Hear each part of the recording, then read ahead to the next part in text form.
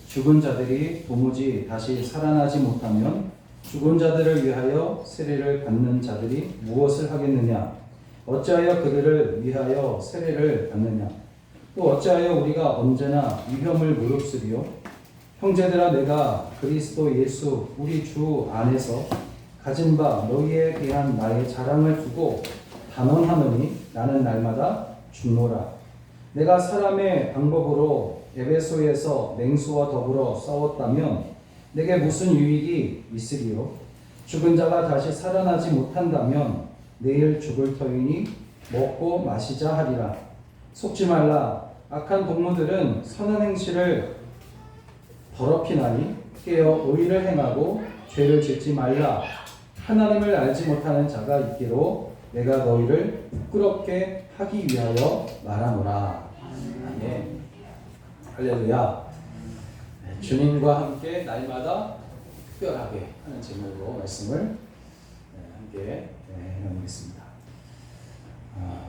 우리나라 고유의 명절인 추석은 한 해 중에 가장 특별한 날입니다.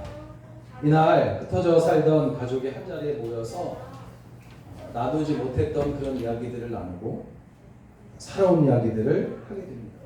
그렇게 추석은 가족 간의 사랑 혹은 애정을 다시 돈독하게 하는 아주 특별한 우리나라의 고유의 명절입니다. 한가위만 같아라 하는 말이 있듯이 추석은 다른 모든 날들보다 특별한 날입니다. 그럼 이 날을 잘 지내시기를 부탁을 드리겠습니다. 성경을 읽다 보면 그날따라 눈에 들어오는 말씀이 있어요.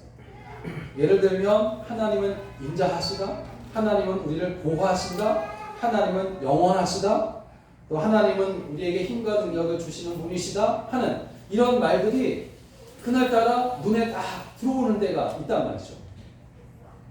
그런데 그 모든 말씀들과 함께 공통적으로 나오는 말이 있어요.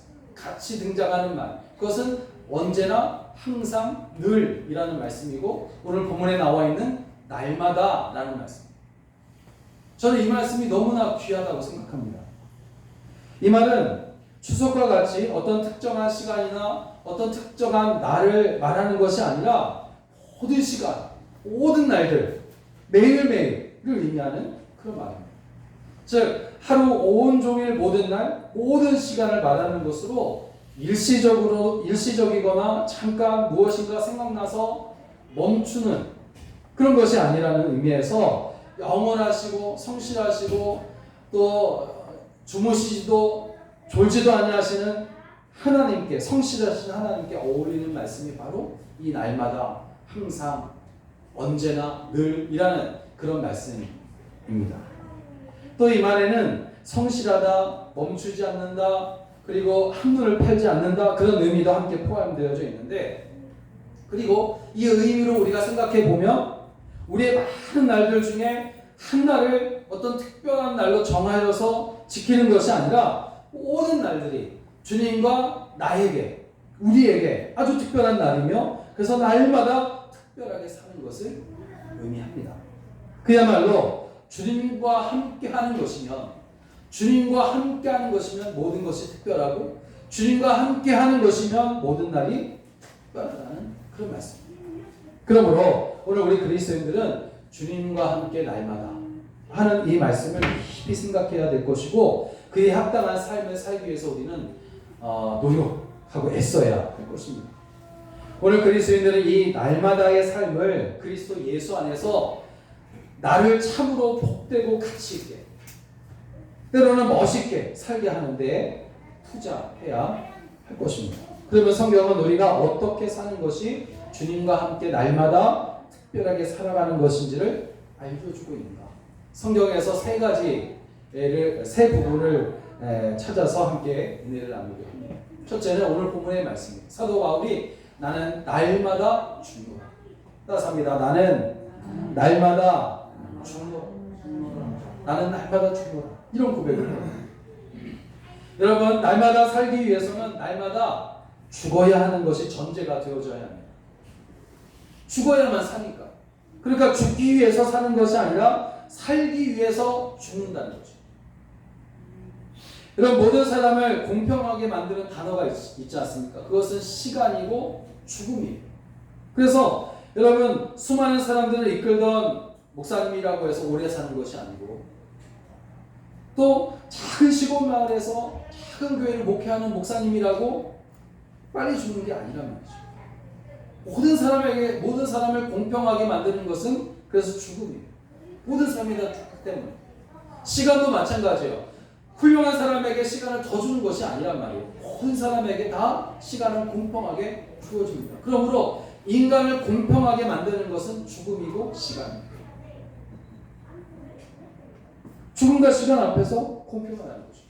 사도 바울은 우리와 똑같은 사람이었습니다. 그의 목숨도 우리와 같이 하나뿐이에요. 그런데 그가 놀랍게도 나는 날마다 죽노라 이렇게 말하고 있거든요. 그러니까 나는 날마다 죽노라는 이 고백이 그를 세상 사람들과 구별되어서 특별한 사람이 되게 했다는 겁니다. 물론 사도 바울의 이 말이 세상 사람들이 세상 사람들이 생각하는 죽어서 땅에 묻히는 그런 죽음을 말하는 것이 아닐 겁니다. 부활의 확신과 소망을 가지고 하나님의 뜻에 날마다 새롭게 순종하기로 다짐하면서 우리에게 주어진 모든 시간이나 모든 날들을 예수님의 이름을 앞세우며 살아가겠다고 하는 어떤 다짐하는 그런 말이에요. 자신의 욕심과 정욕, 죄악을 매일같이 죽이는 거예요. 십자가에 죽이고 매일같이 예수님의 이름으로 다시 살아나겠다고 하는 그런 말씀인 줄로 믿습니다. 결국 그는 날마다 죽는다고 말한 것은 매일매일 예수님의 이름으로 다시 살겠다는 것을 반어법으로 강조한 것입니다. 이런 사람에게는 예수 안에서 날마다 죽음으로 날마다 사는 그런 삶이 그렇게 살아가는 사람이 있고 반대로 내 뜻과 내 욕심을 따라서 내 마음대로 다른 사람을 생각하지 않고 내 마음대로 살아가겠다고 하는 그런 마음을 가짐으로 실제로는 죽어 사는 사람이 있어요. 사도 바울은 예수 안에서 내가 날마다 죽음으로 날마다 사는 길을 택한 사람이었어요. 그리고 바로 이 길이 오늘 우리 모든 신앙인들이 그리스도인들이 날마다 걸어가야 할 그런 길인 줄로 믿습니다. 내게도 자존심이 있지만 하나님의 뜻을 위하여 내 자존심을 버리려는 것. 나의 명예, 나의 체면을 챙겨야 할 때도 있습니다. 그렇지만 하나님의 영광, 하나님께 영광을 돌려야 하는 그 목적 때문에 그것을 포기하는 용기.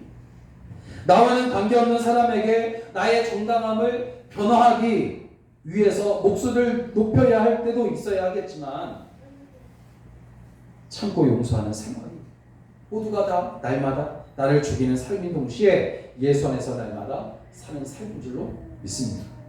누가복음 9장 23절을 보니까 아무든지 나를 따라오려거든 자기를 부인하고 날마다 자기 십자가를 지고 나를 따를 것입니다.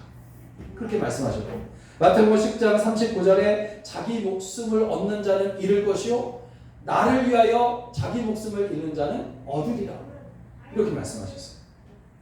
마태복음 19장을 보면 우리가 잘 아는 그 말씀이 나옵니다. 실제로 있었던 일이에요. 한 부자 청년이 이제 예수님께 오는 거 아니에요. 그래서 물어봅니다. 모든 것을 팔아서 가난한 사람들에게 내가 다 나눠줬습니다. 그러면 어떻게 하면 내가 영생을 얻을 수 있겠습니까? 그런 질문을 하잖아요. 청년은 하나님의 계명을 잘 지켜왔기 때문에 구원은 확실하다. 내가 구원을 받을 것이 확실하다 하는 그렇게 생각하고는 예수님께 자랑하기 위해서 그렇게 물은 거예요. 영생을 얻을 수 있겠습니까? 어떻게? 그때 예수님은 청년에게 말하잖아요. 모든 것을 팔아 가난한 사람들에게 나눠주라. 그리하면 하늘에서 보화가 내게 있으리라. 그리고 난 후에 나를 따르라. 그렇게 말씀하세요. 그리고 그 다음 장면이 뭡니까? 청년이 재물이 많음으로 근심하여 돌아가는 장면. 다음 장면입니다. 거기서 말씀대로 예수님을 따라갔다면 그의 인생은 그야말로 바로 그곳에서 생명의 추진력을 받아가지고 멋지게 펼쳐졌을 텐데 그렇게 하지 않았기 때문에 그의 인생은 거기서 멈춘 거예요. 거기서 끝났고 거기서 죽은 거예요. 여러분 우리가 인생을 살아감에 있어서 최대의 장애물은 환경도 아니요 다른 사람도 아니요, 바로 나 자신. 나 자신을 죽이는 겁니다. 날마다 나 자신을 죽여야 되는 거예요. 베드로가 주님을 위하여 바다도 버리고 배도 버리고 그물도 버려요. 그리고 주님을 따랐습니다. 그렇지만 3년 동안 자기 자신을 완전히 버리지 못하니까 결정적인 순간에 3번 주님을 부인하게 되고 십자가에 달리신 예수를 외면하고 등지고 말아요. 그래서 예수님께서 나중에 베드로에게 나아가서 내가 나를 사랑하느냐 세 번 말씀하시죠. 그것은 바로 자기 자신을 죽이라는 그런 말씀. 우리가 예수님을 찾아왔던 어느 부자 청년과 같이 내게 있는 어떤 가시적이고 율법적으로 잘못된 모든 것을 다 버렸을지라도 그 모든 것의 주체인 나 자신을 죽이지 못하면 예수님을 얻기 위해서 밭에 감추어진 보화를 얻기 위해서 모든 것을 버린 것이 아니라는 거죠. 내가 날마다 죽는다는 것은 날마다 내가 내 몸이 아닌 하나님의 것으로 하나님께서 다스리시는 사람으로 다시 사는 것인 줄로 믿습니다. 이것이 주님 안에서 날마다 특별하게 사는 첫 번째 기도. 그럼 두 번째, 또 어떤 날마다가 있냐면 다윗이 이런 말이 있어요. 내가 날마다 주를 송축한다. 따스합니다. 내가 날마다 주를 송축합니다. 여러분 시편 145편 2절을 보니까 또 한 번의 날마다라는 말을 사용한 사람이 등장하는데 다윗이에요. 그가 이렇게 노래합니다. 내가 날마다 주를 송축하며 영원히 주의 이름을 송축하리이다. 다윗은 특별한 날에만 정해놓고 찬송을 한 것이 아닙니다. 그는 주님 안에서 자기를 죽이고 날마다 주님 안에서 살아나서 한 거, 그게 뭐냐면 주님을 송축하는 거였어요. 내가 날마다 죽고 그리고 주님 안에서 날마다 살아난 후에 그냥 그렇게 사는 것이 아니라 날마다 주님을 송축했다는 거죠. 여러분 주의 은혜로 그는 날마다 특별한 삶을 산 겁니다. 하나님의 은혜로 살고 있는 사람의 공통점은 날마다 하나님을 송축하며 살아간다는 것입니다. 어떤 시인은 하나님의 사랑의 섭리를 표현하기를 이렇게 표현했어요. 하나님의 사랑은 끝이 없이 펼쳐지는 한편의 파노라마도 같다. 성경은 은혜로 가득 찬 거대한 박물관이요, 또 인류의 역사는 끝없이 이어지는 오케스트라의 사랑의 연주와도 같고, 우리의 영안이 열려지기만 하면 온 세상은 무한한 지혜와 힘과 사랑을 보여주는 거대한 전시장과도 같다. 그렇게 말하면서 아름답지만 좀 복잡한 그런 이 표현을 했어요. 하나님의 사랑에 대해서. 여러분 하나님의 사랑의 진리를 깨닫게 되면 인생에 대해서 이렇게 복잡하게 설명하지 않아도 됩니다. 다윗이 그랬던 것처럼 하나님을 향한 경외심과 감사로 가득 차서 날마다 하나님을 찬양하는 것이 인생인 것을 깨닫게 되기 때문이에요. 옛날에는 모든 시계들이 태엽을 감아서 이제 감아주어야만 움직이는 것들이었잖아요. 그죠? 옛날에는. 그런데 벽에 걸어놓은 회동시계의 경우에는 가끔 가다가 태엽을 감아주는 것을 잊어버려요. 그러면 어느 날 이렇게 보니까 시가 멈춰요. 죽어있다는 거죠. 죽어있어요. 그렇지만 손목에 차고 다니는 손목시계는 자주 보잖아요. 그렇기 때문에 태엽을 수시로 매일같이 감아줘요. 그러면 언제든지 시간을 알 수가 있는 거죠. 여러분 날마다 잊지 않고 기억하여 하는 일은 잘못될 수가 없다는 것입니다. 감사하고 송축하는 것을 여러분 회중시계를 벽에 걸어놓는 것처럼 벽에 걸어놓으면 언젠가는 잊어버려요. 교회에 걸어놓고 기도실에 걸어놓고 잊어버리면 멈추고 맙니다. 그렇지만 여러분 감사하고 송축하는 것을 몸에 항상 가지고 다니게 되면 멈출 일이 없으며 멈추지 않기 때문에 인생이 잘못될 수가 없다는 거죠. 그러한 삶을 하나님께서 사랑해 주실 리가 없다는 겁니다. 지금 많은 성도들이 예배드리고 찬송하고 감사하고 기도하는 것을 너무 오래 가지고 다니지 못하고 있는 것을 보게 돼요. 그러니 잊어버리고 멈춰버리더니 어떤 이는 죽어 있는 것을 보게 돼요. 너무나 안타까운 일이죠. 여러분, 그리스도인들에게 있어서 하나님을 송축하는 것은 일상이 되어야 하고 거룩한 습관이 되어야 할 줄로 믿습니다. 아무리 바쁜 날이라도 하나님을 예배하며 찬양하고 감사하는 것을 잊지 않기를 바랍니다.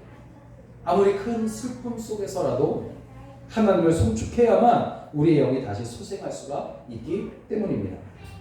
감옥에서 찬양했더니 옥문이 열리고 하나님의 섭리하심을 경험했던 사도 바울처럼 사망의 음침한 골짜기를 다니면서도 그곳에서 막대기와 지팡이로 안위하시고 보호하심을 찬양했던 바울처럼 여러분, 고달프고 힘든 날도 위로하시고 도우시고 힘주시는 우리 하나님을 송축하게 되시기를 바랍니다. 하나님께서 날마다 찬양하는 사람에게 날마다 기쁨을 주시고 평안을 주실 것이 분명합니다.